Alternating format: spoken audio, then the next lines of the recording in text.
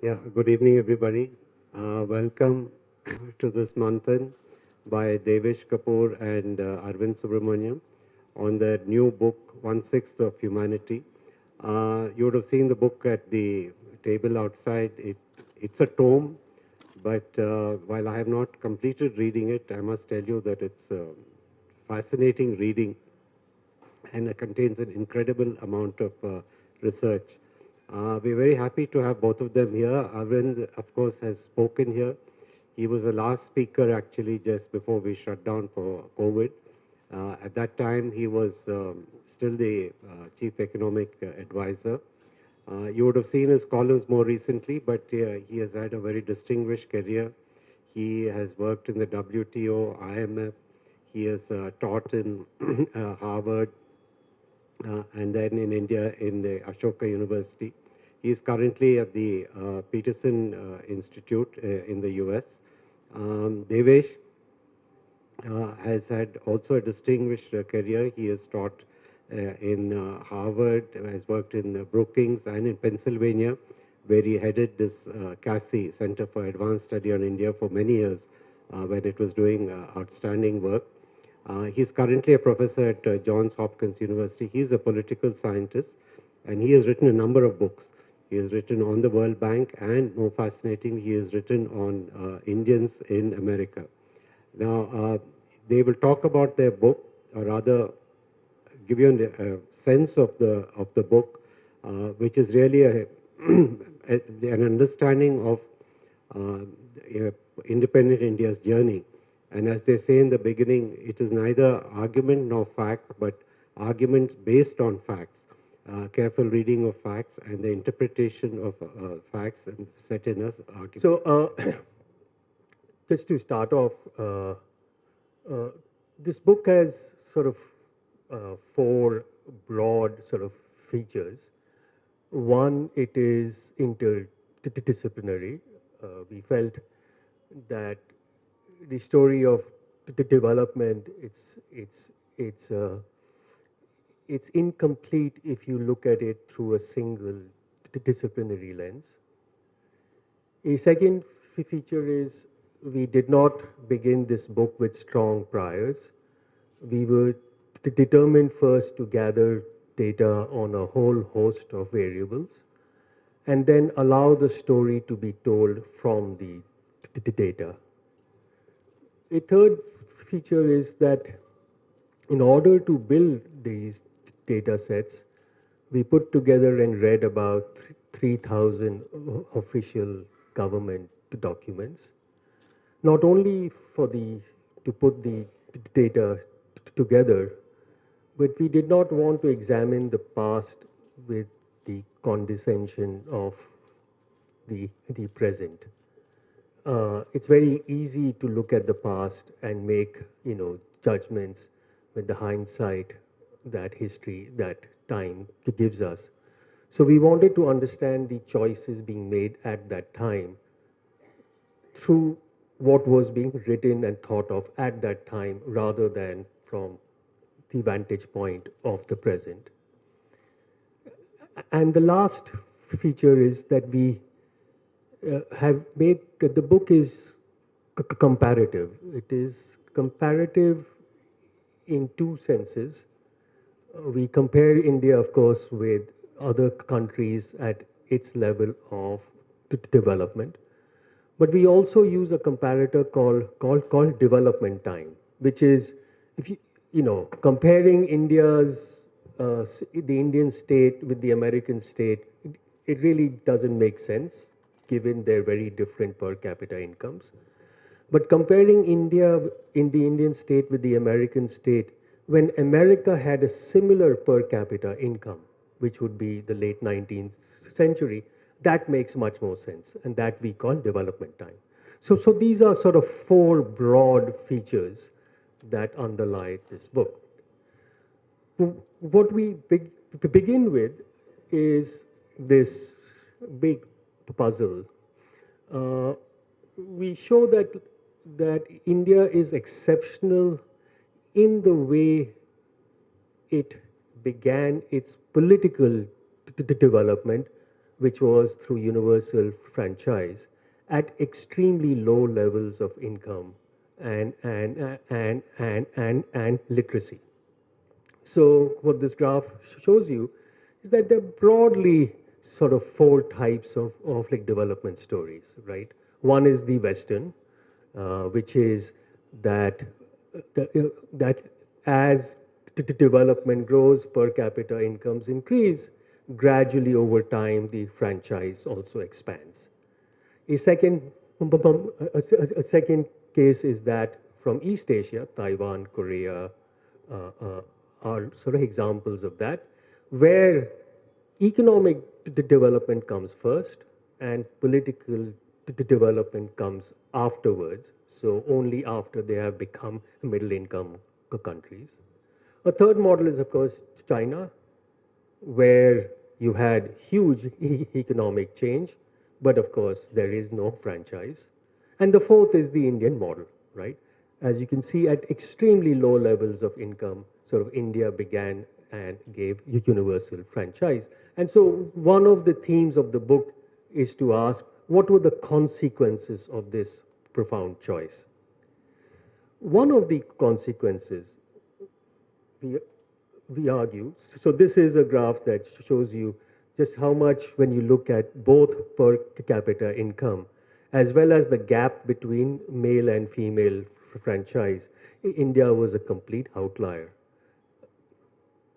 So one of the implications of this choice we show is that India managed to build macro order in ways that it really stands out. So there are two ways we think about order. So one is why we want to think about order is you cannot have development without order, right? And one of the ways we see is that in the process of nation building, India had the least level of macro violence compared to other countries around the world. So take the case of the US. In the US Civil War, about 2% of its population were killed. If you apply that to India, that's 30 million people.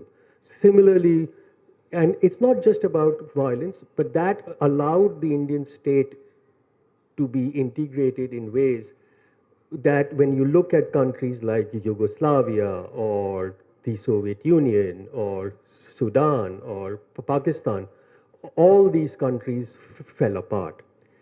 That accomplishment, I think, is really sort of underappreciated. And we argue that unlike other countries, in India, democracy itself was one of the key instruments of like nation building. And it provided macro order indicated by the absence of large scale mass violence.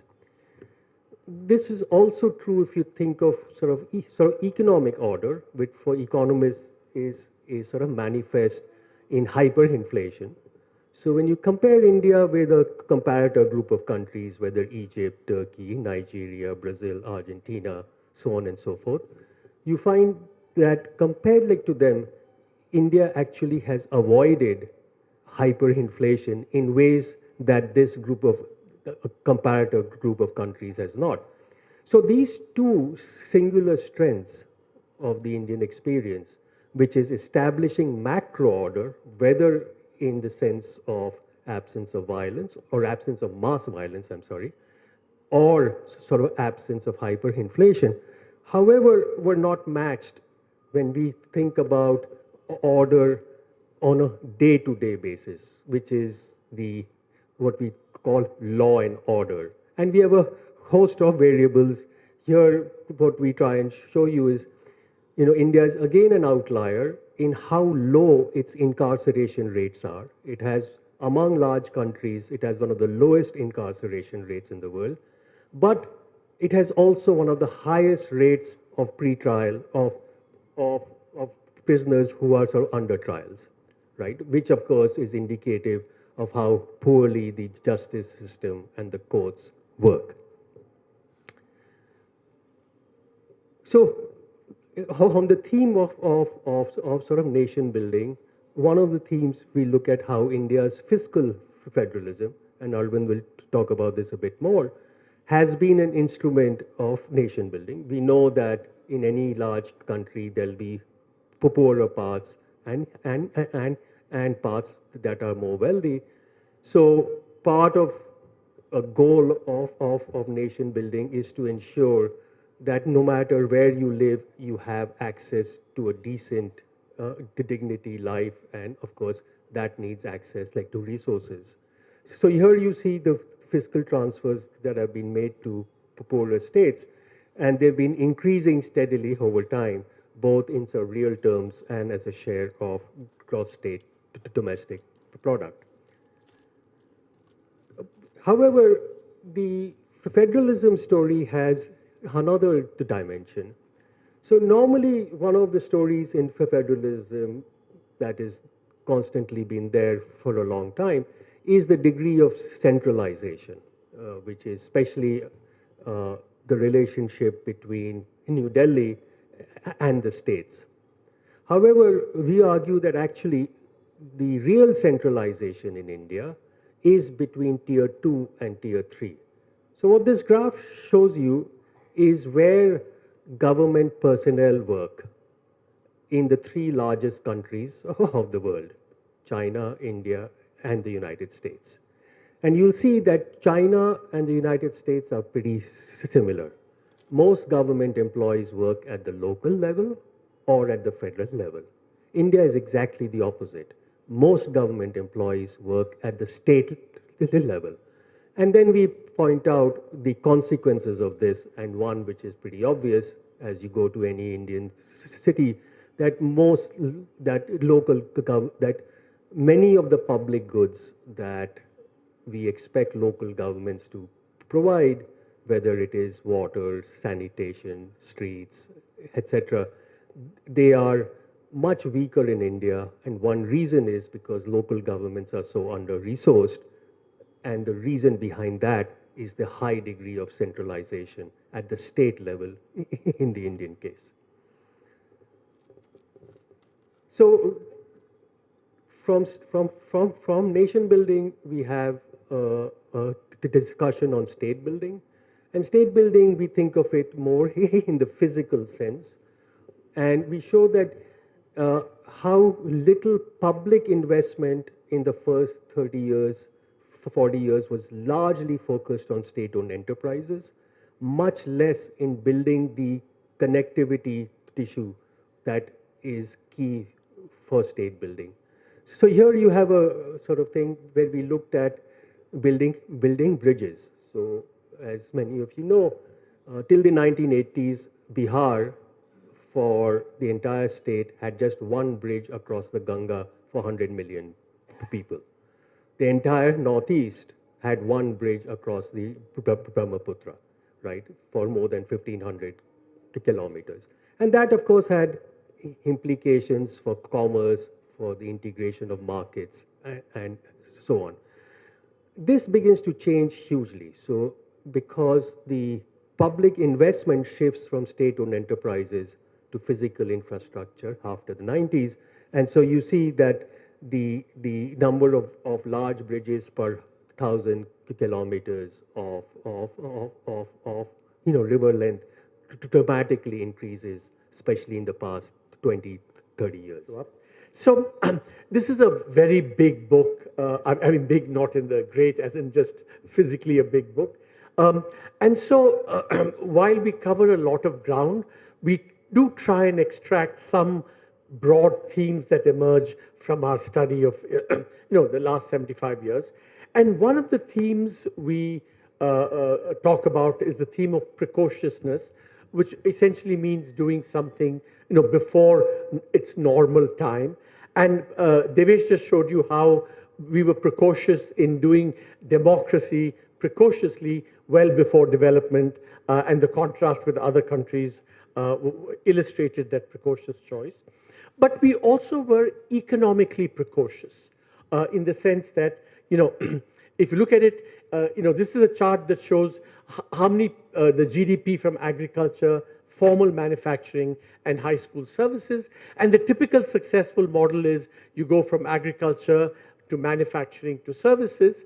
But India did too much agriculture for too long, too little formal manufacturing for too long, and too much IT services, well ahead of its time. So that was the, and this had consequences, which I'm just going to show you, because there was an international counterpart to this economic precociousness. On the left-hand side, just show how much the Indian immigrant population earns in the US relative to the per capita GDP back in India, and the same for other immigrant groups in the US. And the Indian migrant group, of course, tops the list, earning much more relative to the origin country than other groups by a factor of 30 or 35. So the average Indian household in the US, Indian origin household, earns 30 times or 35 times more than the average household in India. And of course, that happened because of the export of high-skilled talent through migration. The right-hand side chart shows you the consequences of this precociousness, that while we exported talent and the few people benefited from it, the vast majority of India's labor force did not benefit from trade through the export of low-skilled services and the employment that that would have created. So this chart shows on the y-axis what is a country's share of the global exports in low-skilled goods. The x-axis shows what is that country's share of the global workforce. And roughly the intuition is that the more laborers you have, unskilled labor, the more unskilled exports you should be doing. And the really stark contrast again is with China. China accounts for about 20 to 25% of the global labor force, but it accounted for almost up to 50% and still does of global exports in labor-intensive goods. And India accounts for having the same labor force, but about 3 to 4% of global export market share. And had India had achieved these low-skill exports to the same tune as its labor force, it would have had much more employment, much more exports, especially of informal manufacturing for larger swathe of its labor force. So economic precociousness had a cost in terms of lost employment opportunities. The other thing which I won't dwell upon, the other thing about precociousness is the kinds of policy choices we made. They were kind of unusually sequenced. India devoted a lot more to welfare before creating public goods like infrastructure, health, education. It did a lot more state capitalism before public infrastructure, as Devesh just mentioned. And we know that in education, emphasized higher over primary, in health, population control and disease control over public health, sanitation, etc. So these were all precociousness with serious consequences in many ways. I'm going to skip it in the interest of time. Well, maybe not. So one thing we show is, if you look at state public enterprises, central public sector enterprises in India, and state public enterprises as well. So for the first time, we believe that we compiled data from 1970, for about 50 years, and we calculate what the opportunity costs of these enterprises in terms of, had they made a decent rate of return, how much more would the government have got? And not getting that, what were the opportunity costs? And what we show is that if you combine the center and the states, the opportunity cost was about somewhere between 1.25 and 2.5 percentage points of GDP every year. Just to give it texture, if the state public enterprises had earned a normal return, state governments could have spent every year double the amount on health expenditure that they actually ended up spending. So these public sector enterprises had a huge cost. And what we explore in the book is, why is it that despite consistent over 70 years of serious underperformance, we never saw exit from these public sector enterprises? And we discuss that to some extent. One of the really surprising and striking facts that we discovered when we were exploring the book is that we all say, oh my God, or many people say, oh my God, if only India could have grown as fast as China and for as long, which is true to some extent. But what is surprising is that one third of India, which is the South, Gujarat, Maharashtra, and Haryana, did grow as fast as China and for as long. So this is a chart that shows that starts the clock in terms of per capita GDP growth in 1980, and by 2020, the southern states, Haryana, are basically very close to China. So the question, in some sense, what it does is that it no longer, the question is no longer, or no longer need be, why doesn't India grow as fast as China? But why doesn't two-thirds of India grow as fast as the one-third of India, which is like China itself? So it gives a different complexion on how we should think about different regions in India. Okay, so Devesh spoke about the fiscal part of nation building, necessary part of nation building is richer states transfer resources to the poorer states so that the citizen everywhere in India can have broadly equal access to public services financed by the government. Now, in this chart, what we show is who was doing the transferring and who were the beneficiaries of that. So we divide India into 5 regions. And a couple of things interesting about this chart is that you can see that the biggest beneficiaries are the Hindi heartland and the East. So it's not just the Hindi heartland, also the East. But in terms of quote unquote the donors, although all the political contentiousness has come from the South about how fiscal federalism is unfair, most notably, D.K. Suresh, D.K. Shivkumar's brother said, all our GST resources are being taken away. What this chart shows is that the biggest quote-unquote donors was not the South. Even today is not the South. It's actually the West and Haryana.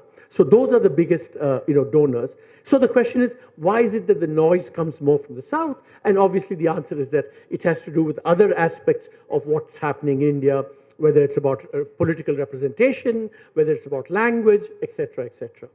But the other thing that this chart shows is that, look, some of the discontent that's coming from the southern states on this issue is not because there are transfers. I think we're all Indians first and believe in that.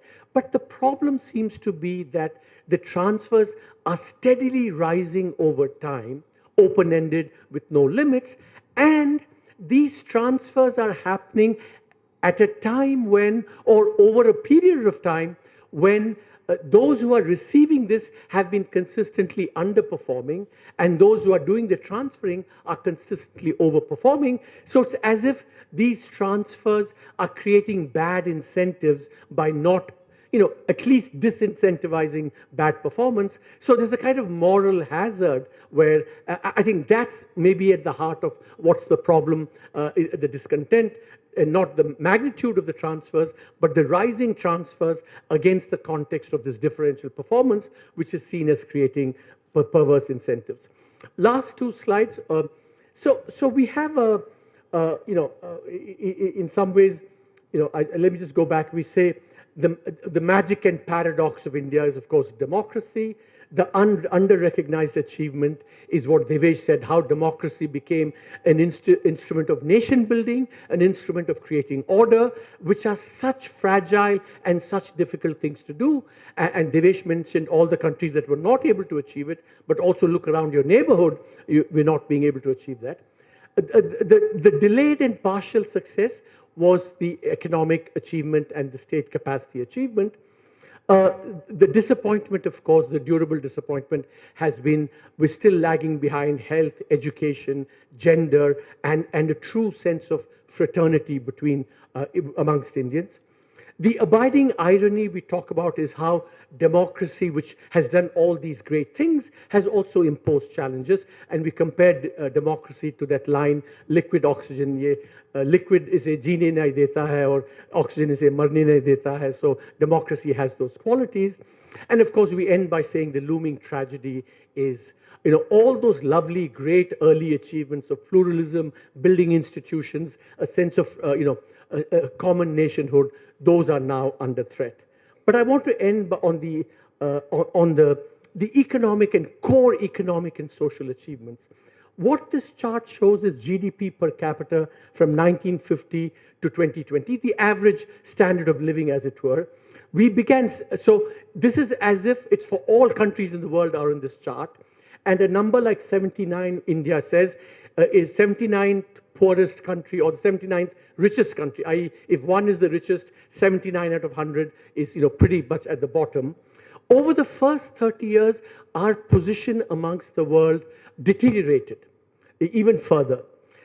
And then it went to 85. And then since 1980, with rapid growth, we've improved to 66, but we're still amongst the poorest 35% of the countries in the world, which tells you that when we look at how big the economy is, we should also look at what is the standard of living of the average person, and that's what this chart shows.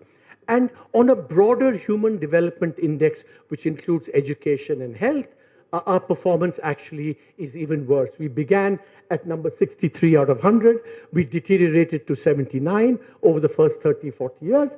And now we've only barely caught up. We're still 69th amongst the poorest in terms of performance on Human Development Index. So that's kind of the broad story of the assessment, the paradox, the achievement, the success, the disappointment, the irony, and the looming tragedy. Thank you. Arvind and Devesh, for giving a small sampling of the book. I'm sure there's much more. Perhaps I could like to kick off the discussion with two different sets of questions. One is whether, as I said, I've read just 3 chapters, but I get a sense that the book will probably end with a greater sense of optimism about the future. Perhaps you could elaborate on your concluding arguments. The second half related to that is, that last line, the looming tragedy, and I refer, I think, to Devesh's probably terms, where he talks about transactional communalism now becoming institutional bigotry. Okay.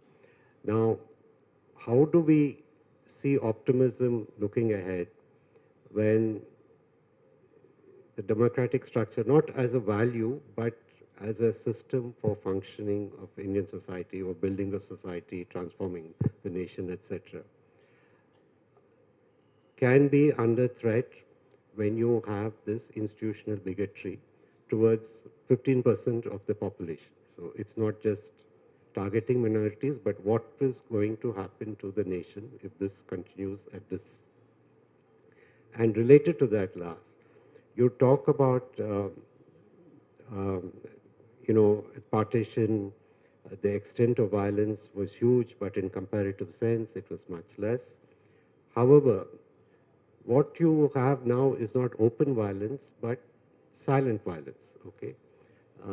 So what does that mean as well to democracy in India looking ahead? I'm not asking you to look at the crystal ball, but just wondering how you conclude your book, having looked at the past and our failures and achievements. What do you see the future, and specifically, what do you feel about the impact, likely impact of this institutional bigotry, which doesn't look like being related to any election cycle, but has kind of set in? The book, we absolutely made sure that we had no recommendations.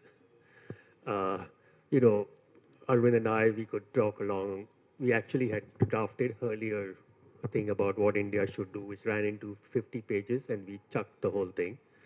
The book, not only because the book was so big, but everyone has a laundry list of what India should do, and there's nothing new that, frankly, we had.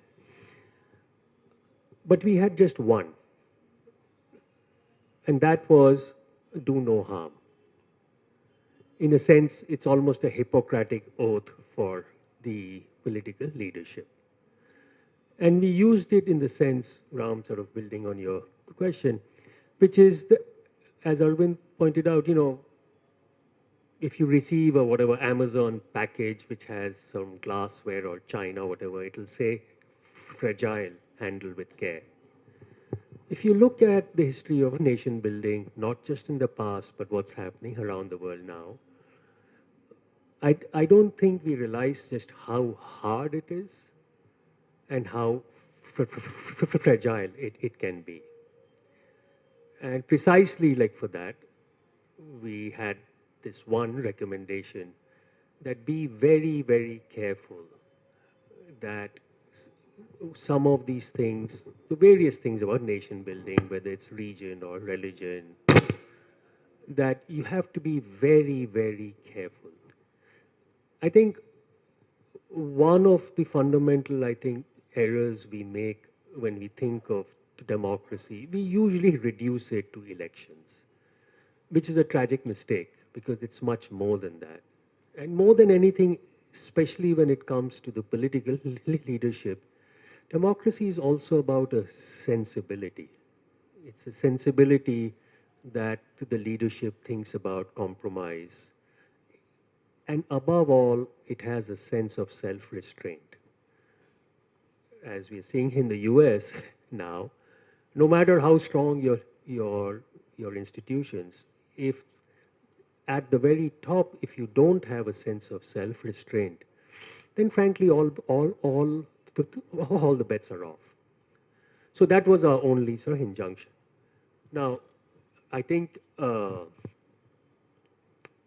it's fair to say if a significant part of your population is systematically excluded, it'll have consequences. Now, what the consequences are, how they play themselves out, is it's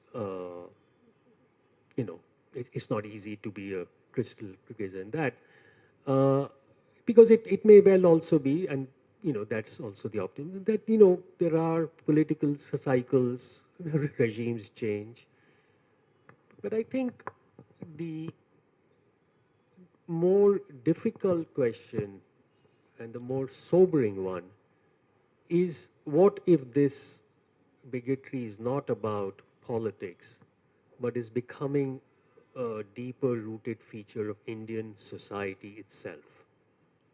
Because if that happens, that's much harder to root out. And I think that's the real danger, that if politics takes a particular turn and it becomes institutionalized within social norms, then I think the challenge is going to be much, much harder. Yeah, just to add just a few things to. One, this was not a book about politics and things, so we don't dwell too much on that, especially except to mention this. Just also to keep it in perspective, what we're seeing in India is not happening uniquely to India. It is a global phenomenon where around the world, whether it's the US or the UK or Hungary or Poland or China or Russia, we're seeing this drift towards electoral authoritarianism or whatever it is. And I think it's just keep that, not to downplay or exaggerate what's happening in India, but just to give a sense that there is something global going on. There are some common global factors here. For example, the rise of social media, which I think we should keep at the back of our mind even when we think about India. So that's kind of point number one. Point number two is, when we say at the end, do no harm, right? I think we say that particularly in the context of the major early achievements, which is democracy, nation building, etc. But there's a little bit more tangible dimension to this, which is the relationship between the center and the states, cooperative federalism. In fact, we end the last chapter is about, we begin by talking about the Delhi air quality problem. And then we say that this is really a metaphor for India's problems writ large, because this is a problem that has so many dimensions, so many ways that we need to address. For example, it requires cooperation between the states that are the source of the pollution. It requires cooperation between the states and the center, It requires, for example, difficult agricultural policies like the overproduction of rice in Punjab that needs to be addressed, and that also needs cooperation in a number of ways. It requires, political courage to address the kind of subsidies that lead to this. There's also the regulatory challenge because all kinds of things are going on. So the point is that if we lose, if the over centralization, etc., leads to a loss of trust, between the states and the center, then regardless of the challenges ahead, whether it's agriculture or power or renewable energy or land or health, all these things will require cooperation between the center and the states. And if we lose that in our polity, our challenges are going to become much more difficult. The last point I will say is that, look, if you look at the historical experience, in China most famously, lots of things can happen to institutions and economic growth can kind of continue for spells of time, even with bad institutions, even with, institutions being undermined and all this thing. But in India today, I do think there is a connection between what we're seeing in terms of social and political policy and the impact on even the economics, as it were. Just one example is private investment has been weak for a very long time. And this despite the fact that the government has provided corporate tax cuts, provided incentives, the banking system is willing to lend money to investors, there's a lot of macroeconomic stability, and yet the paradox is, why has private investment not picked up?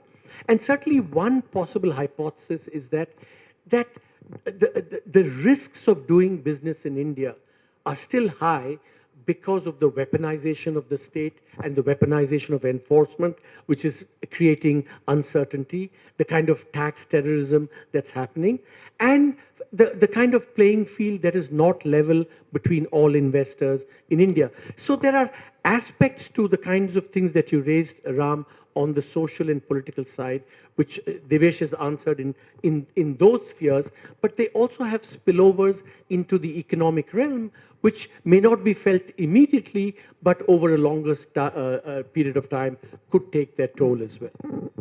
When I was talking about the last chapter, not so much about the recommendations, but how you see India in the future. That part you don't have to answer. I just want to add that I know you have been talking about this book for many years, but you just have to read the introduction to get a sense of how much work has gone into it. And it's not just reading 3,000 reports, but you can see that thinking, reflection. I'd like to congratulate you about that for doing this immense amount of work, and we hope we will read the whole thing. I mean, as I said, we shouldn't be put off by the size of the book, because a good part of the size is also the notes and references. One last thing, something that Arvind separately have been talking about, welfareism, and you talked here about welfare versus public goods, right? I stopped at one point in the book when I saw a reference to what was a news article which took me to an ILO study which said that, a dashboard which said that 85% of Indians are under some kind of welfare, and I believe the World Bank says 90%. Now, if that is so, then, I mean, we should be in some kind of paradise. But clearly this welfare, how it is measured is open to question, and it's also isolated. And this kind of welfareism that the government practices, state governments and central governments, have had their impacts on other things, as you said, public goods, etc. Now, we seem to have developed quite a bit in that direction, right? Both state governments and the central government all see it as a vote catcher, whether they're right or wrong, we don't know, but they see it that way, and which has meant resources spent over there. And even as we don't, they are not areas that one can question, but yet what impact are they having elsewhere in terms of governance, in terms of impact on society, etc. I wonder if you could speak a little bit about that. I mean, if you take three of the largest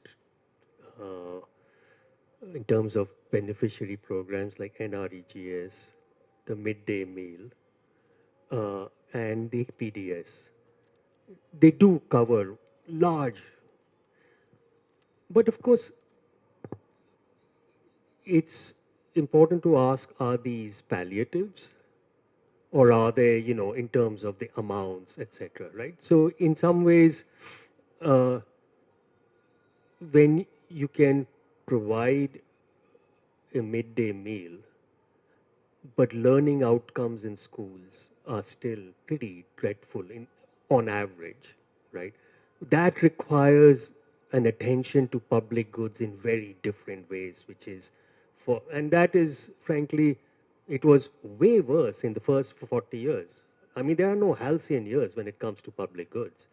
I mean, India did a terrible job, ironically, in the socialist phase, of the very things that socialist countries are good at: public health, public primary education, right? The big push towards these actually comes around 2000, especially education. Of course, you can say it's quantity, not quality, but in the past, you didn't even have quantity. So there's no doubt that but as Arvind had pointed out, the precociousness of India's development story, and that we argue was one of the implications of early universal franchise, was that distributional things through welfare got first priority before laying the foundation of public goods. And even now, which city can you walk on footpaths? Hardly any city has. Poor people walk, rich people drive. Yet, which city invests even the modest amounts to build just decent footpaths that poor people can walk on? So I think there are lots of implications which I'm going to turn to Arvind to. No, I just want to sort of first reinforce something that Devesh said. Look, I think we should be, honest in acknowledging that very poor public good provision earlier, and it was in the era of rapid growth that health, education, and in the last 10, 15 years, the whole push to what we call new welfareism, the achievements on cooking gas, on open defecation, on drinking water, bank accounts, power. These have improved enormously in the last 20 years, especially in the last 10, 15 years. Of course, the claims made by the government are maybe in excess of the achievement, but the achievements have been significant. And remember, some of these things like, the chula, this, that, and the other, are what in the 70s we development economists thought of as basic, essential goods. So, and more broadly, it's in the era of rapid growth. So just to provoke Ram a little bit, it's the neoliberal state that became the social welfare state and the caring state, as it were, unlike in the past. That's point one. I think we should acknowledge that. But I think what has happened in the last 4 or 5 years is, one, politicians have discovered one particular toy, as it were, which is cash transfers. Now, I think we should be fairly honest about this. Devesh, Partho Mukhopadhyay and I first wrote about the benefit of cash transfers, and as a CA also, I pushed a lot of this universal basic income thing. And at some level, I do think a cash transfer can provide that basic minimum, especially if it's targeted at women and so on. I think it does provide that cushion. Mostly, to me, the appeal of these universal basic income and cash transfers were really about, alleviating some of the cognitive and psychological burden that came from poverty and destitution. But what has happened in the last 5 years is that it's become a toy. It's a toy that's actually very easy to use, because the great virtue of cash transfers is you do it today, it goes into the account tomorrow. So politicians can claim that they've done something that they promised, and they can take credit for that. So what has happened, especially with cash transfers, is that we have a kind of new social compact between the citizens and the state. The citizens say, you're not going to improve the quality of education that Devesh was saying. Maybe you're not going to improve the quality of child stunting, for example. And there are no guarantees that you'll do it. So we might as well accept the cash transfer up front. In turn, I think the subtler point is that many state governments have kind of acknowledged that, or rather abdicated on their responsibility. So for them, they can't do the difficult things. They give you cash transfers instead. So there's a kind of holy alliance between the citizen and the state. Now, in this form of the proliferating cash transfer, there is a serious worry. It's a worry because it's being done without eliminating more wasteful forms of intervention, like fertilizer subsidies or power subsidy. These have come in addition to that. And they've become the currency of competitive populism. Devesh gives 1,000, I promise 2,000, Ram will promise 5,000, and so the escalator goes on. And in the long run, it spells disaster or potentially serious things for the fiscal situation for states, and therefore for the ability of the state to provide all those other things that are required to improve the quality of lives, as it were, for the poorest Indians and for everyone in general. Thank you. I probably hand it over to Mike, to Vikram. I just want to say this term, precocious democracy, is a very fascinating term, and I think that will probably be a contribution to the discourse, the language. It contains very many things, and as you said, it's a fascinating concept, as it were. But I think somewhere in your argument you did say that the absence of macro violence is because of the precociousness of democracy, and which is a great thing. Why are we viewing democracy, the precautions of democracy? I don't understand. Because I think it's a very bold decision which the early governments have made, that representation of the people is more important than, is the first priority. I would say more important is the first priority. And I think that is what over the last 75 years we have seen, that somewhere people feel that they're represented. I have another argument saying that whenever there has been a coalition government, India has done very well. Both the 1990s liberalization, the Vajpayee government, the UPA government.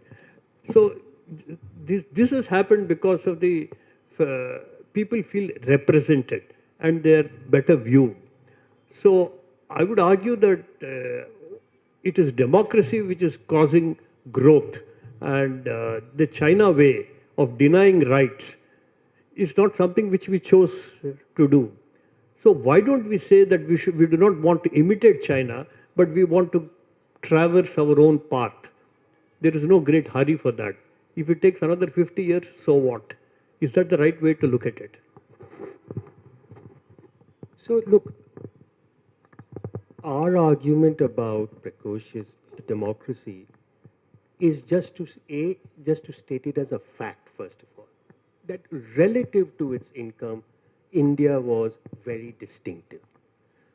The book then looks at the consequences of that choice, amongst which is this.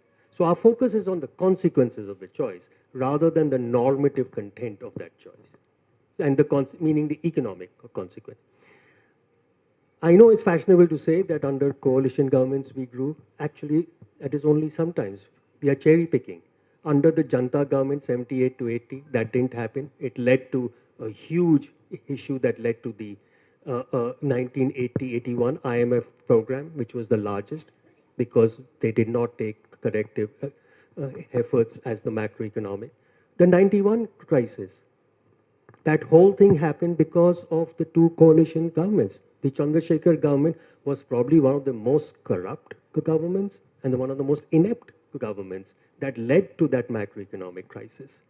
In fact, the second UPA, the amount of corruption in that is what was a factor for certain that led to the elections of 2014 and the different outcome.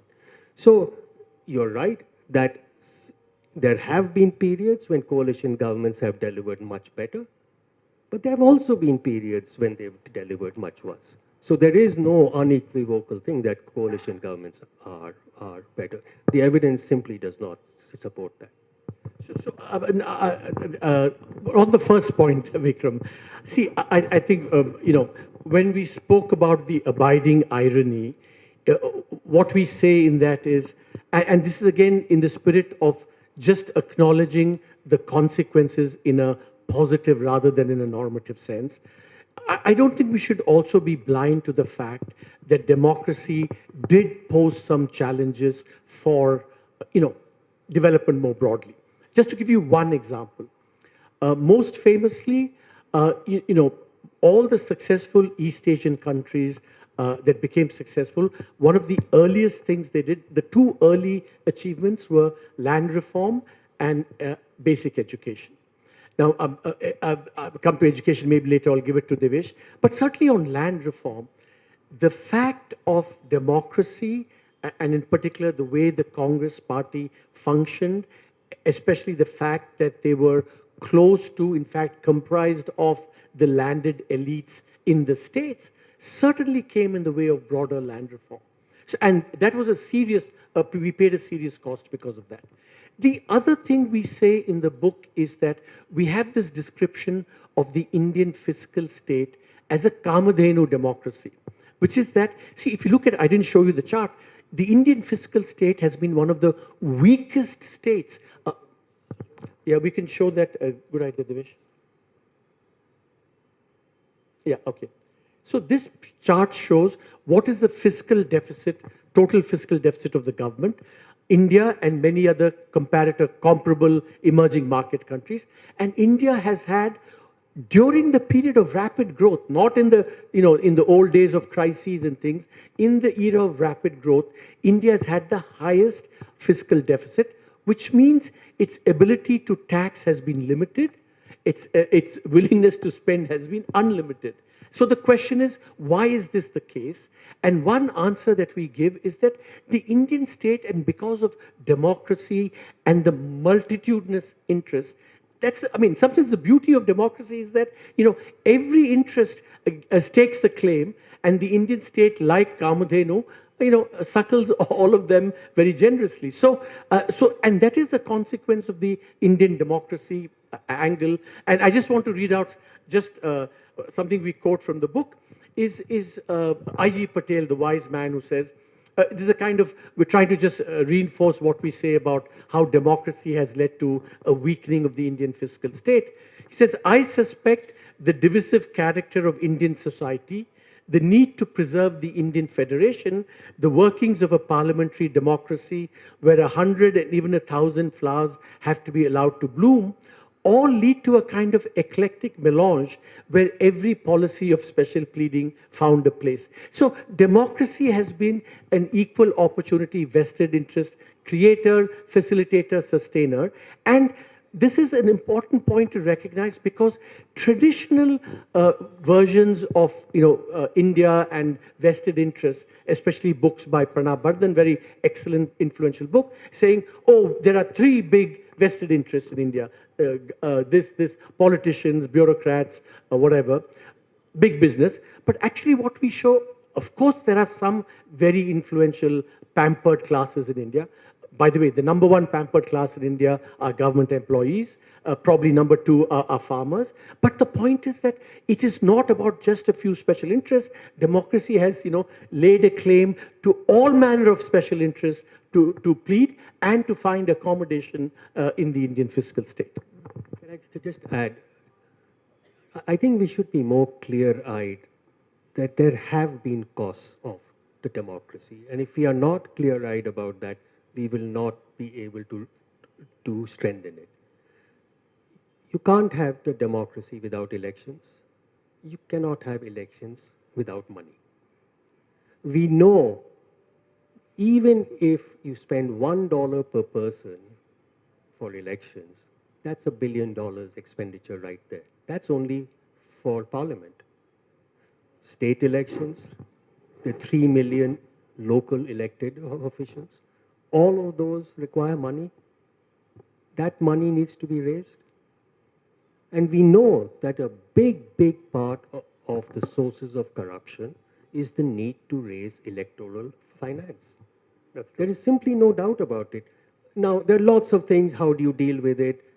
You can see it, how that's really led to a weakening of democracy in the US, right? The Supreme Court decision, all of that. But I think democracies have struggled.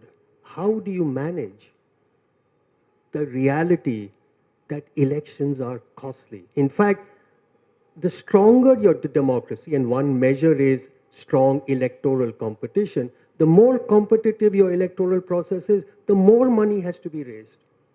And therefore, it's even more corruption. So there are aspects of which we have to think through. This is not to say, oh, the democracy is a problem, but to say there are aspects of it that do lead to issues that we need to think through. On this election point, again, a data point from India. And again, please don't draw any conclusions on what it implies for one nation, one vote, etc. That's a whole different thing we don't get into. But here's what we found looking at Indian elections. Between 1950 and 1980, the average gap between any elections in India was about 4.5 to 5 years, because anyway, it's happening every 5 years. But once the synchronization went, and then when the 73rd and 74th Amendment came in, today the average gap between elections is, guess what, 1 year or just over 1 year. So almost every year there's an election. So Devesh's point about, therefore you need to raise money, etc., actually gets magnified. The other thing that happens with this narrowing window of democracy, and I've experienced this while working with state governments, is that the window for reform is literally 6 months to 9 months, because and I've experienced this in the last 2 years. Property taxes, which are very low, have to be increased. The panchayat election is coming up in 6 months. The panchayat election happens, property tax should be increased, or the urban local body election is coming up. So the window of thing, and this is intrinsic to democracy. And again, as Devesh said, it's not something that we would say should therefore be otherwise, whatever, but we have to be clear-eyed about what the costs it imposes as well. On a different question, in a less ambient surroundings, Raghuram Rajan spoke at Manthan. On that day, this tree was not available, so we had to meet in a hall. And he said that India is choosing a wrong path by pursuing manufacturing, whereas it should have been pursuing what its core strength is, which is services. Now, we find Telangana rising, which is 5.5 lakh crores of manufacturing. Are we going the wrong path? And what did you say in your book, or what's your opinion on that? See, again, we don't want to be, we're not prescriptive. We don't say, we don't want to take on, but let me say 2 or 3 things, kind of obvious things about this, right? One is that the kind of, services, firstly, is a catch-all for many, many activities. But I think what Raghu and Rohit had in mind is that we have a lot of talent, and therefore we should emphasize more these high-skilled services going forward, because we have things. And there, the simple, I think, cautionary note on that is, any definition of high-skilled services, no matter how generous you are in the definition, will provide jobs to about 1 to 2% of the labor force. So, as a strategy for inclusive development, emphasizing that cannot be a solution. Second is that the only pathway we know that other countries have done for successful development is through low-skill manufacturing first, and over time you do more high-skill activities. Now, India was never able to do that, and we've paid the price, enormous price for that. And why we couldn't do that, we address in the book. But the point is that going forward with the China plus one opportunity, we got one more chance to kind of do manufacturing, and reflecting the fact that, before the Trump tariffs, the Trump tariffs have thrown a spanner in the wheels, and we can talk about that. But before that happened, India was, especially the southern states like Tamil Nadu, Karnataka, Andhra, were beginning to attract labor-intensive manufacturing. Apple had famously located, and Apple providing lots of jobs to, especially to women. All these things. So female labor force employment was going to happen. Now, the retort that could come back is, and which comes back is, that oh, the world will never absorb another China, so the manufacturing thing cannot work for India. My answer to that is the numbers that we gave. China occupied 45 to 50% of global exports. We are occupying 3 to 4%. We will never go from 3 to 4 to even 25. But this opportunity could potentially, if we do things right, allow us to go from 3 to 4 to 12, 13, whatever, 14. And even that can be very significant. And even that can be significant even though robots and all that is coming in will reduce the employment potential of that. So we need to emphasize or try and do some low-skill manufacturing, because the potential, while it's not as big as it was for China or as big as it could be because of robotics, it still could be very significant. And remember, most of these low-skill jobs are in apparel. 80% of jobs are women. In Foxconn factories, 80% of jobs are women. So this is not only going to provide employment up to a limited extent, but female employment with all the positive consequences, for gender equality and gender issues in India. I think I fundamentally disagree. Sure. I fundamentally disagree for several reasons. One, if you are 1/6 of humanity, given your development challenges, you want to have every arrow in your quiver, right? You want to try everything. You don't want to say, oh, not this, not this. It could be that, yes, certain states might go services, some states might go tourism, to Kerala, let's say. Some states might do more manufacturing, some states might do more skill-intensive manufacturing, some might do more labor-intensive manufacturing. Remember, our 28 plus states are larger than most countries in the world. And to say that India should not do manufacturing, especially at a time of such global insecurity. We are seeing how countries are now using that if you need a certain product, they can hold you hostage. So forget national security implications. But for a pure development objective, you need to fire on all cylinders. Why do you want to reduce that? I just don't understand that.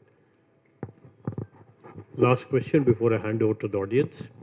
You have made many of us restless when you said that South is not subsidizing UP, Bihar, but actually it's West and Haryana. No, just be careful. Please don't misquote me and misquote us here.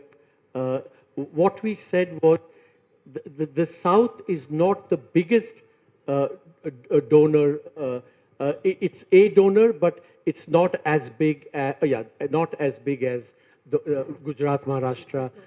It's not the biggest donor. It is a donor. I mean, it is giving more than it's contributing to the tax kitty. It's just that you would think from the noise that it was the biggest donor, and it's not. So just to be careful of that. Okay, that itself is a myth, because I'm sure many of us believe that we are the biggest donor, and you have clarified that point. Yeah. But when will this catch-up happen? When will we stop discussing that we are contributing to, then we are discussing whether we are the same country or we are different countries, the transfer of states. Why can't they solve this problem in a finance commission where it's more, what shall I say, sensible and rational, though that these states, South and the West, stop complaining that they are subsidizing UP, Bihar? Do you see a time frame for this? See, firstly, I think two or three things to note, right? One, of course, is that a lot of this is also happening in the context of delimitation that's looming. I think that's an elephant in the room that, the fear of the southern states is the following, that if delimitation goes ahead and says one person, one vote, as democracies should be, and simultaneously that this transference continues, then their fear is they will lose out on both counts. So that's kind of one fear. And of course, the obvious solution to that is that if you go, the compromise could be if you go with one person, one vote, then you start, not eliminating, but gradually reducing the transfers. So that could be one kind of compromise that could be struck. But I think there are two other elephants in the room which are, I think, the deeper determinants of this thing, right? One is if underlying performance doesn't converge or begin to converge, these things will always be there. It'll always be the case that you say, oh, they're not doing well, and we continue to things. So some measure of convergence in underlying economic performance has to happen for these things to go away permanently. The last point I will say is that the noise from the South is also related to other things that are happening on federalism more broadly, not just fiscal federalism, whether it's language or the sense of over-centralization or the sense that, some languages are being imposed. So I think it is as much a product of the broader political context and the broader issues of over-centralization, majority party, which is, pushing language, etc. I think is the broader thing. And again, if that is not addressed, or rather, if that were not the case, all these demands would either be articulated, there would be less discontent, or even if they are articulated, they would be articulated with a sense that these are not insurmountable problems. Through negotiation and compromise, they can be achieved. So there are big elephants in the room, which I think are the deeper things that are determining what the things you're saying. So one thing to clarify, the largest transfers, which we haven't shown here, order of magnitude, is to Jammu and Kashmir and the Northeast. Now, should that be the case? And we know that there are larger national security reasons why that's the case. But you could ask, is that also sort of infinite? How long should that be? And is that actually making it harder to integrate rather than the opposite? Because if I know that I can behave badly and you're going to write checks, why should I stop, right? So that's one more. I think there are a range of difficult questions the country will have to grapple with. Take the delimitation. We know that the fertility rate in the South has been less, relatively. If you believe that democracy fundamentally requires the weight of the vote of every citizen should be same, the weight of a voter in the South has been much higher and has been increasing in the past 50 years since the historical compromise of the early 1970s, right? Per parliamentary seat in the South, there are fewer voters. Now, one way this could be addressed and is happening is migration, right? And we know that how much migration is happening. But the South is not happy with that. As you saw, different states have said we should have a higher fertility rate. So there is this awkwardness that somehow it's almost the same what Europeans and Americans think about international migration, that our national identity is going to be adversely affected. We also believe that if too many people from, and this began with the Shiv Sena in Maharashtra in the 70s, but we don't think that if someone from Rajasthan came and settled in Tamil Nadu, that even after 3, 4, 5 generations, that person is still not Tamilian. He's still Rajasthani, right? Because we still have not come and grasped and dealt with that that if you are one nation, a migration, a movement of people, you can equalize population. There's no reason why the South will have fewer people. In fact, it can have more people, but it doesn't want that to. It wants, just like the US, the MAGA crowd wants to protect national identity. There are elements also there. So there are hard questions on all sides that have to be dealt with. And that is where you require political wisdom, the spirit of compromise. That is the only way to address it.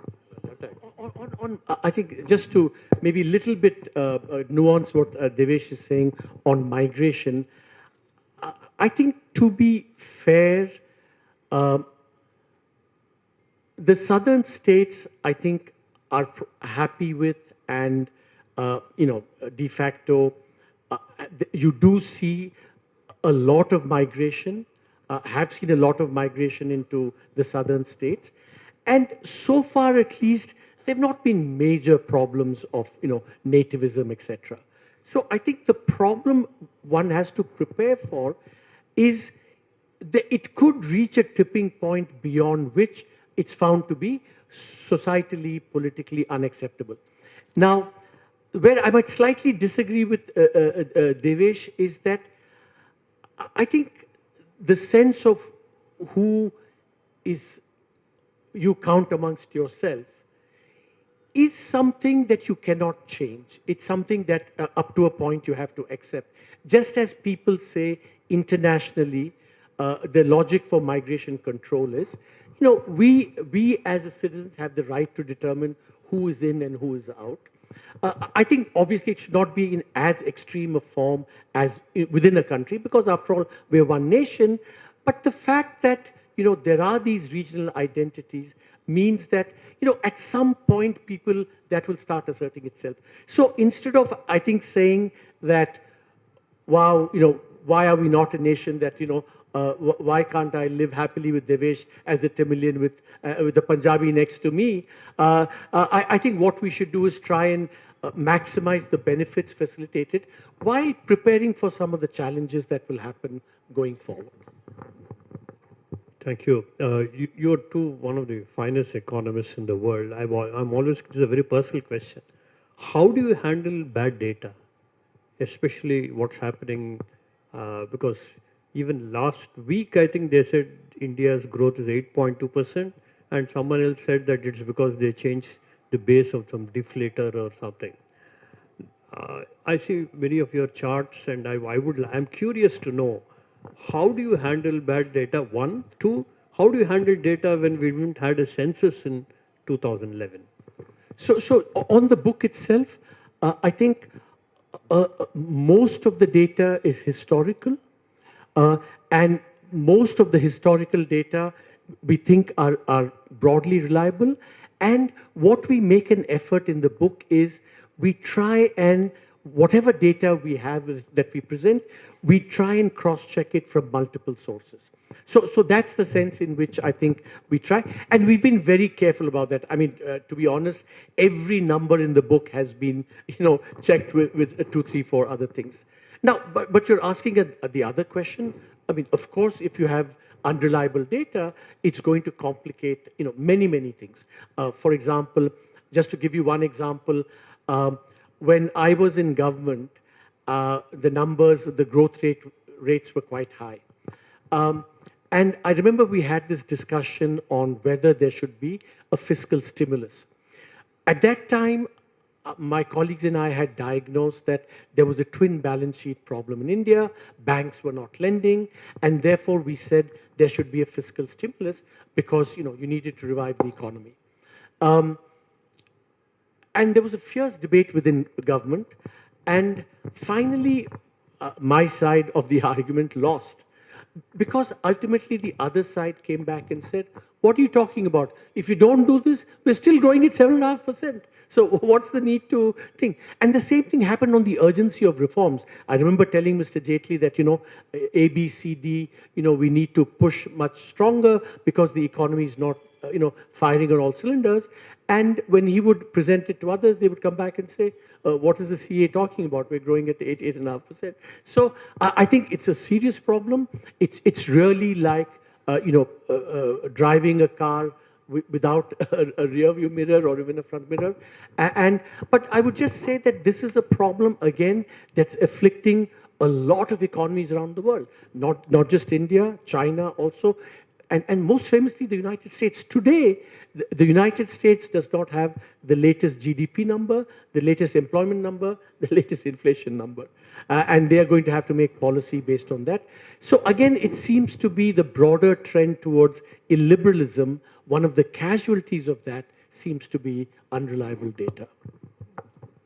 So one of the things is, for instance, while we didn't have the census and the consequences are, of course, not good. But what also happened last, say, quarter century, we had the NFHS, the National Family Health Survey, and that was a independent, excellent source of data for some variables. I think we should also note, it is true that you normally think of data, macro data, you think of the center. But we tend to ignore that there is quite a bit of data that should be gathered by states, and the states do often a terrible job. I mean, take the most basic data that the states should have done years ago, which is births and deaths. Correct. That's the most basic thing. Even now, many states have a sample registration system, not a complete, right? Now, I think we tend to forget that so many variables, the data actually comes to the center from the states. So most of the data, almost all on law and order, comes from states.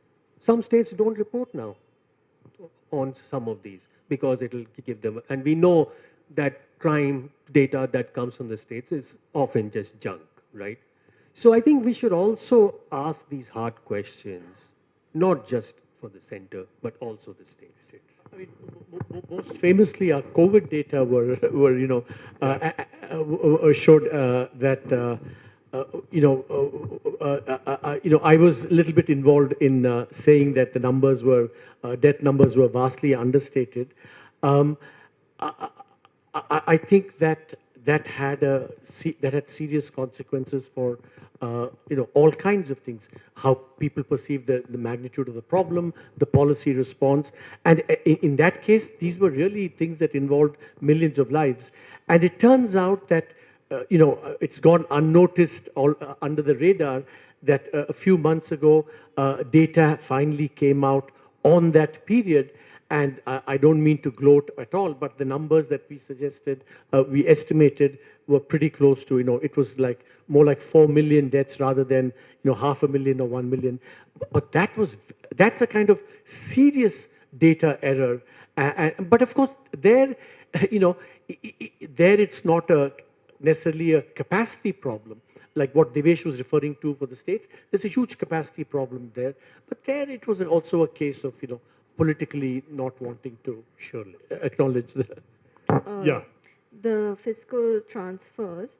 I think one of the issues, apart from all of the issues that you've already discussed, and creating a moral hazard in fiscal terms, is also the question of what's happening with development in, say, UP, Bihar, and particularly when you look at the Human Development Index, right? Like, the difference between the southern states and UP and Bihar is also that the Human Development Index is much better in the south, that women's education and all those kinds of things are much higher, and that sort of continuously, continuing this trend is also not addressing those very, very serious issues. So you're absolutely right.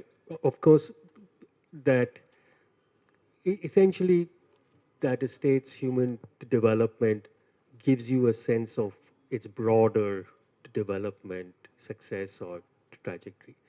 But I do think that, yes, there is a big lag between the Hindi belt and the South. But take something like fertility.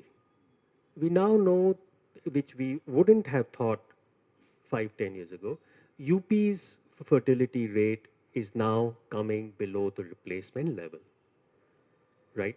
Which, and as India's biggest state, this was something that UP Bihar was seen as, and the broader Rajasthan MP as much higher fertility.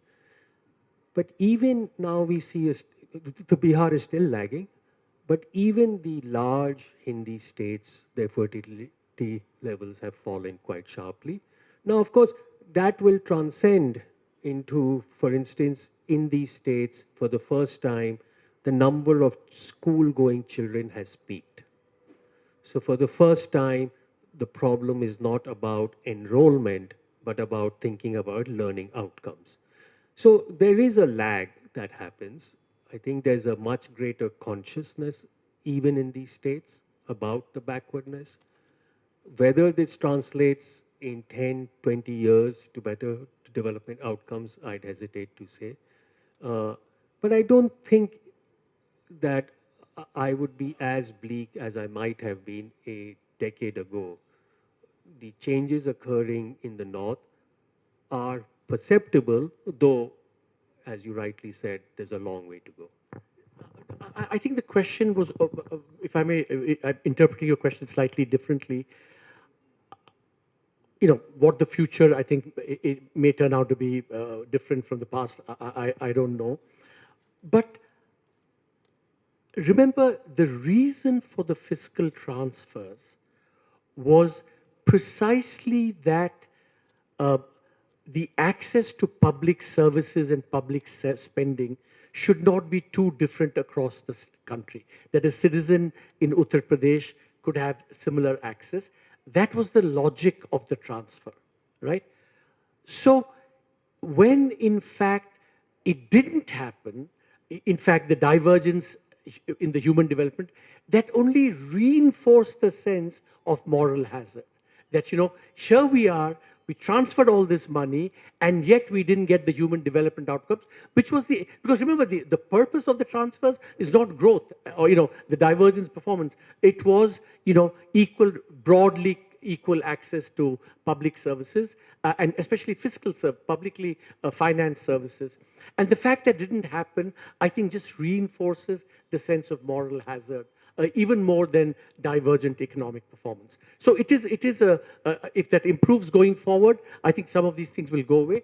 But in the past, I think that has only reinforced the sense of moral hazard and kind of the unfairness or the ineffectiveness of these transfers. Do you think it was elite preference or the nature of political mobilization in the run-up to our independence or something else? Also, today we see decentralization as the silver bullet to many of the problems ailing our country. Any thoughts on how did countries across the world decentralize? Because people who have power wouldn't want to give it up, and people in the panchayats and municipalities don't seem to care or cope in their own ways, perhaps milking the Kamadhenu. We know that the decision for universal franchise was made, if you read the Motilal Nehru report in 1928. So it was done much before sort of independence, and there was simply no question about it.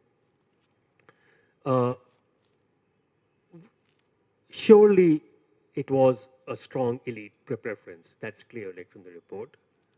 Now, to what extent it was based on mass movements, which were, of course, at that time because of Gandhi, I think the sense one has, and I don't want to claim expertise because our book is not about pre-independence, it's about after independence, was that the mass movements played into elite preferences, but were surely not the only driver, because elites could still have found ways to subvert it. And we know around the world they've always found ways. So to say it's both is perhaps not answering your question fully, but that's my understanding. I think the decentralization part, most countries were actually not very centralized to begin with. I think in the constitution, there was a general sensibility towards centralization.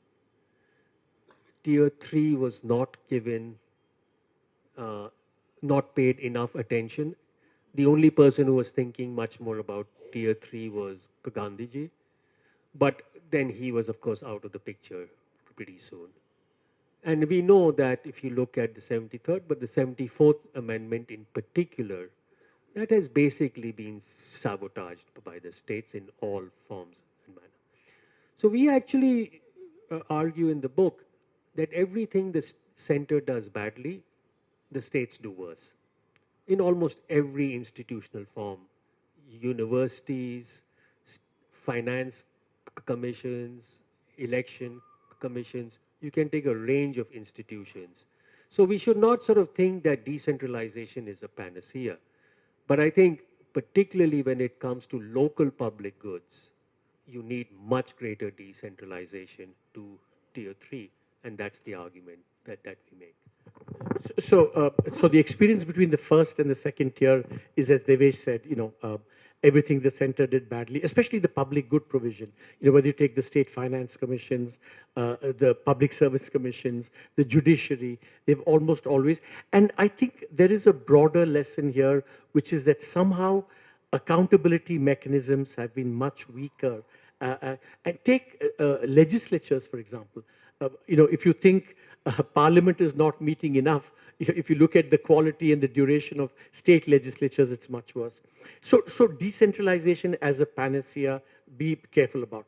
But where I slightly disagree with Devesh is that, but then that extends also to the third tier.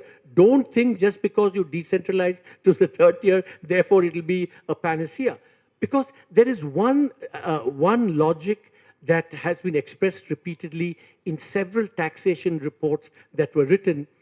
The closer you are to the people, the more difficult it is to tax, because you don't want to be seen as inflicting, these onerous burdens on the people. So again, even, first to second experience is kind of at best mixed. But then to think that it's a leap of faith, say, no, but if you go to the third, somehow it'll be better, that one has to be a little bit careful about. Series of like India's development past and future, right? So, and each analysis tells a slightly different story. So I was just wondering how you would think about bringing all of these together. Is that even like the right way of looking at it? Our job was not to, say A said this, B said this, ours is our view determined by the data that we saw and our perspective. And I think more broadly, I would say is that, we need a 1,000 different stories and 1,000 different interpretations, because, this is a democracy. Just as let 100 flowers bloom, I think we should have 100 different ways of looking. And I think finally, there is going to be no correct way of looking at it.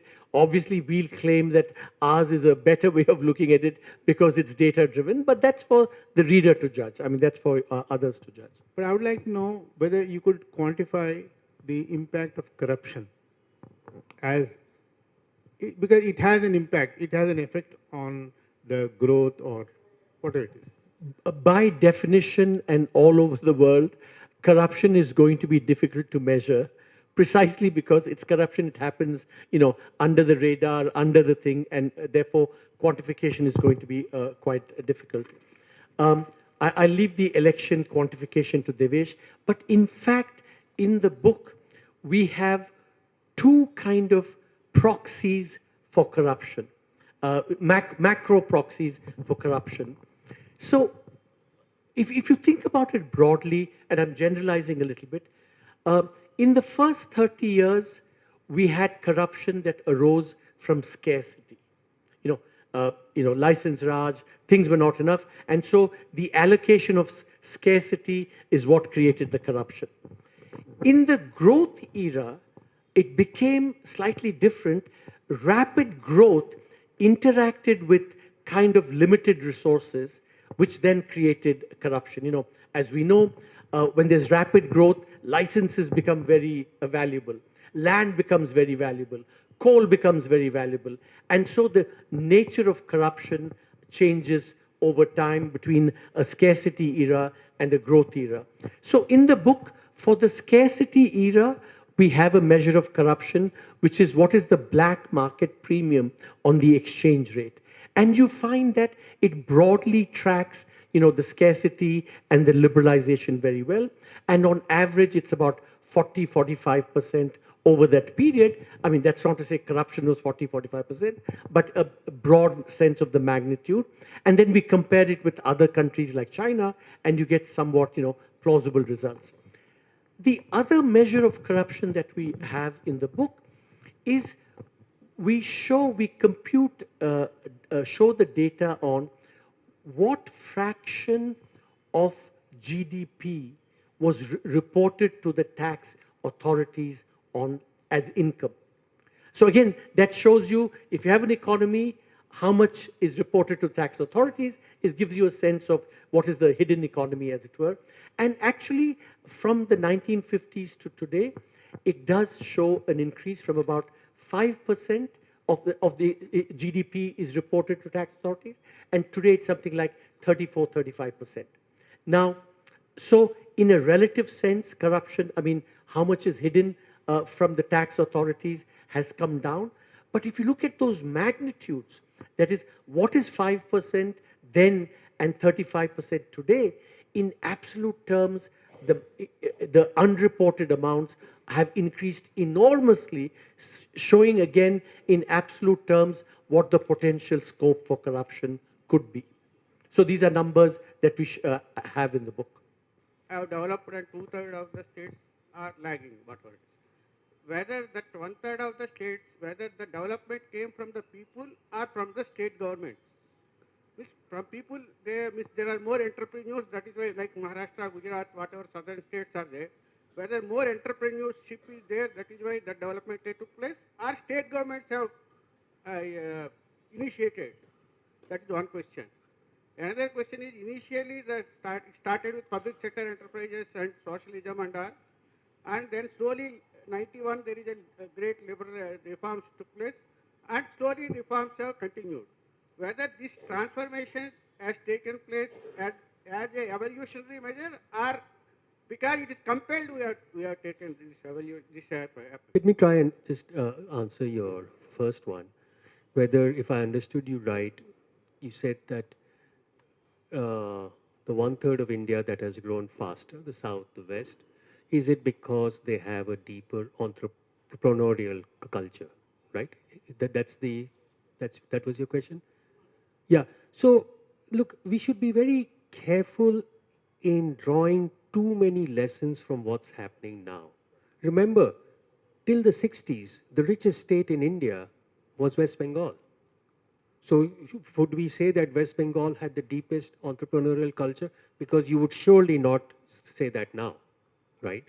So, for instance, which I didn't answer your question on corruption, everywhere we go, there's no doubt that people say by far the most corruption is in the South. There's absolutely no doubt in magnitudes, the extent of corruption in the South. The South is also richer. When China grew, the most spectacular growth story, China has been extremely corrupt. When the US grew massively in the second half of the 20th century, it was massively corrupt.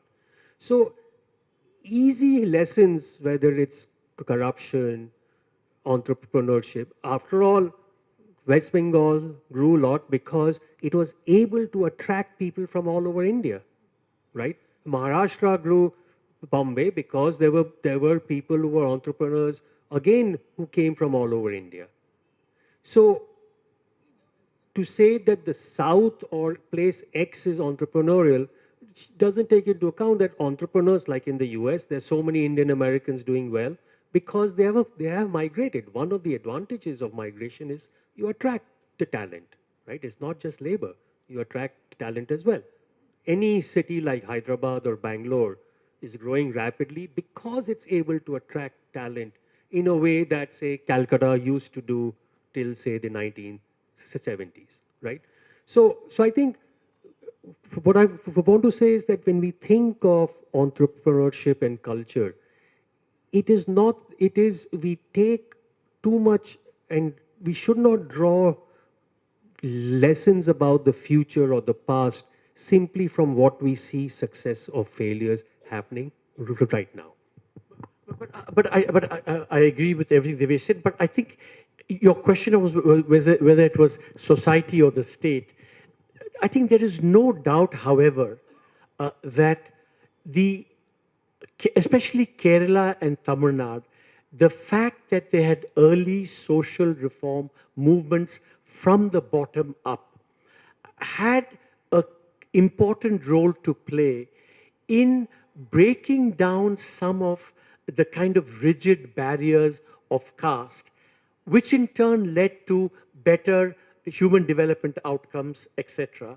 And certainly that is a distinguishing feature of at least Karnataka, Tamil Nadu and Kerala, to some extent other southern states, from the Hindi heartland, where these bottom-up reform movements, i.e. the reform movements from society, as it were, they have not happened to the same extent. But of course, as Devesh said, things will change. And, so there are some things that happened in the past that have an impact, but through action by state and society over time, these things can change. But I think the social reform movements in the South were critical to how they've done, in the long run, as it were. Unless there's fiscal autonomy at the grassroots level, they don't have the power to collect taxes and be independent. They are dependent on the state and center for funds. And adding to that, the horizontal distribution of the income devolution in Financial Commission, it draws arguments regarding to de-incentivize the states promoting population control as well as forest ecology promotion. What would be better parameters for distribution as per horizontal distribution among the states? I have been working. The horizontal devolution formula, in my view, should be very simple. It should have just two variables. It should say states should get back broadly what they contributed. That's one parameter. And second one should be, however, you depart from this based on need, as it were, whether it's poverty or whatever should be done.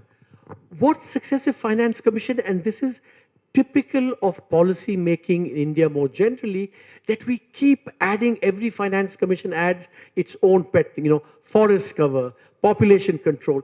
This is not a mechanism for social engineering more broadly. This is just, and so it should be based on a simple rule which says what you contribute, you get back. But because we want everyone to have equal access to services, we should have a redistribution component.